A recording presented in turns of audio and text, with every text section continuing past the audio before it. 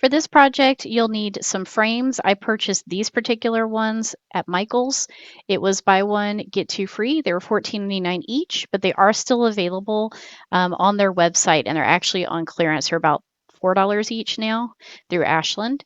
And then there's some Mod Podge, some mirror effect spray paint, which I was able to pick up at Home Depot, a little brush or foamy, or you can use a paper towel as well if you don't have one.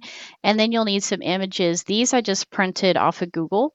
I just did a search for like witch and scary witch.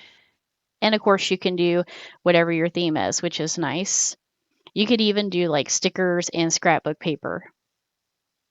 For these, I would also like them to look aged with a mercury glass look. So I have a little bottle here where I put some white vinegar in. If you can't find these or they're not available on the website for any reason, you can use any frame that has two pieces of glass, or you could even probably pick up like a Dollar Tree frame and replace a piece of glass instead of the solid backing there.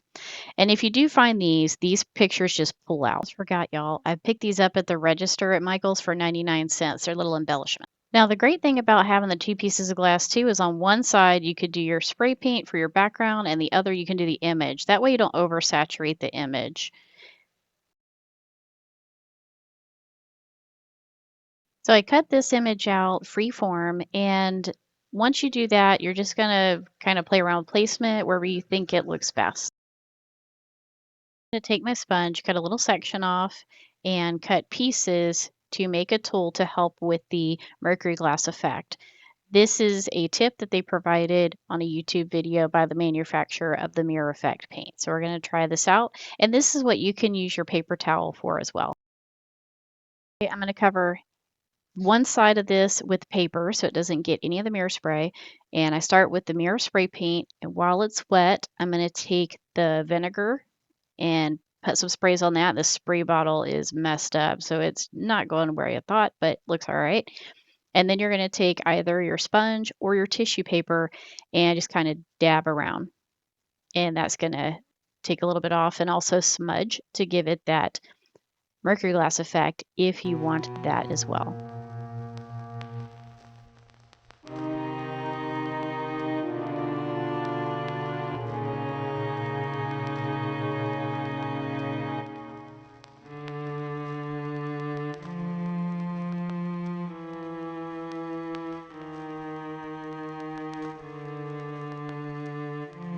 Turned out, but I do think it needs a little bit of darkness to it. To me, I like when mercury glass has a little bit of that black, almost to antique it. So I took a little bit of black paint on the edge of a brush and I'm just flicking it along there just to add a little bit of a black speck.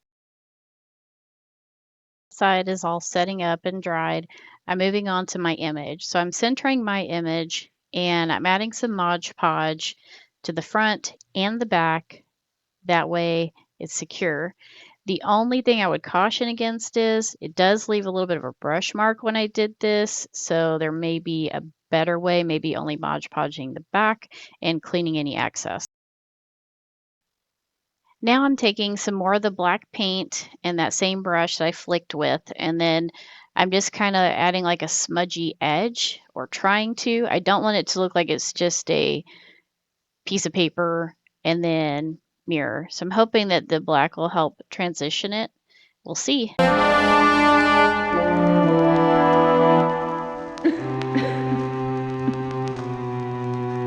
Y'all, I am so excited. Look at how nice this looks. I gotta buy some more. Y'all, I ordered some more, and I remembered we have these sheets from last year that I got by Recollections. I got them from Michael's, and we did the little shadow box project. So I can cut these down to size 2. Well, at least the ones that have small enough images. All right, y'all. So I made a little template by putting a piece of notebook paper in the glass, and I traced it. And I didn't trace perfectly because it has little raised spots, but it did good enough. And then I just used that template to figure out what area I wanted everything to be on. And then I'm just cutting these out to size.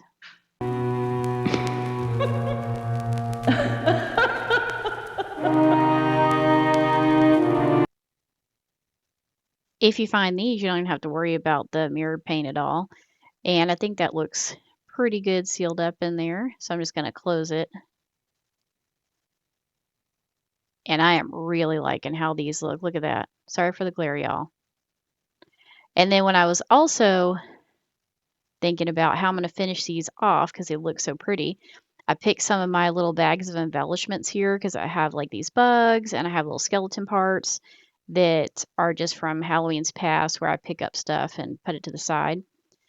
And in here I've got both a spider and a fly. So I thought the spider would look really cool. It can just attach the outside and then it'll also give it a 3D effect. So that's what I went with on this one.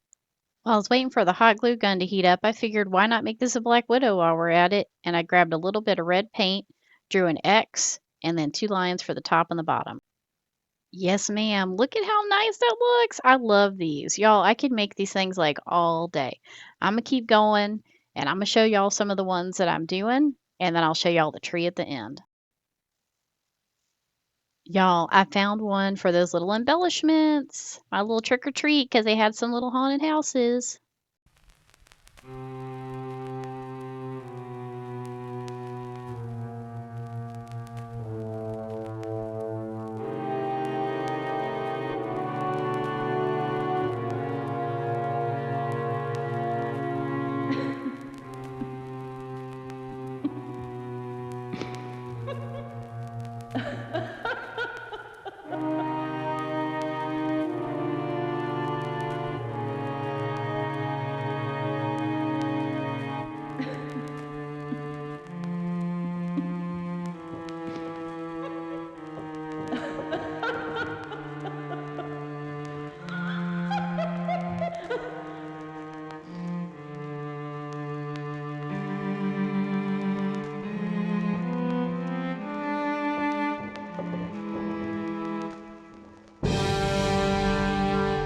Y'all remember, if I can do this, you can too. I can't wait to see y'all's projects.